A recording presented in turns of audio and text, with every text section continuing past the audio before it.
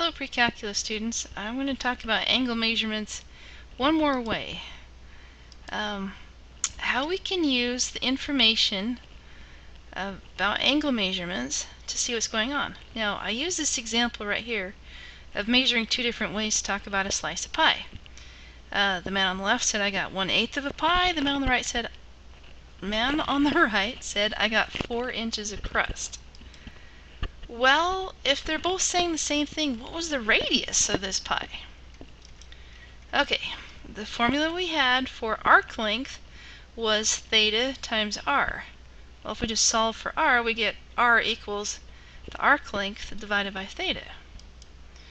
Okay, so 1/8 of the pie, we just multiply by 2 pi, says we've got pi over 4 radians of pi. Oh boy. Didn't realize I was talking about the same thing. Okay, now he's saying his arc length was 4 inches, and he's saying that 1/8 of the pi, or pi over 4, well, solving for radius, we've got 5 inches. So the radius of this pie was about 5 inches, which would make it a 10-inch pie, which is about right. Good.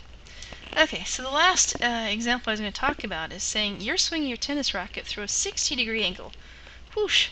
The length of your arm plus the length of the racket is about 50 inches. So how far does this tip of the racket travel? Well, it's almost a trick question, because in order to use this formula, we have to change our degrees to radians, or our radians to degrees, well, degrees to radians.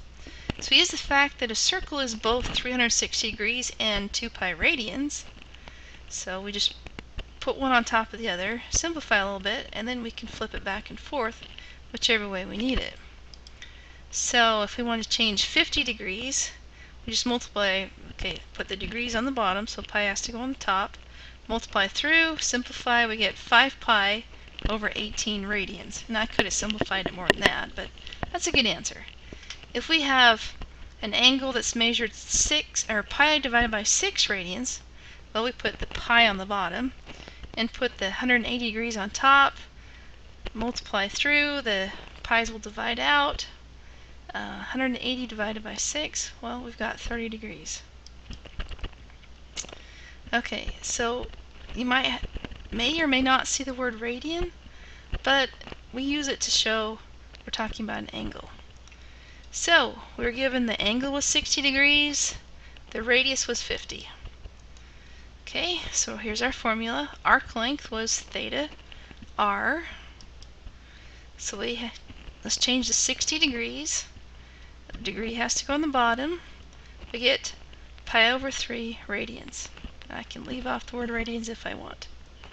So I multiply that pi over 3 times the 50-inch radius, and get about 52 inches, 52.4 inches that the tip of this tennis racket is going to move. So there you go, an application for angle measurements.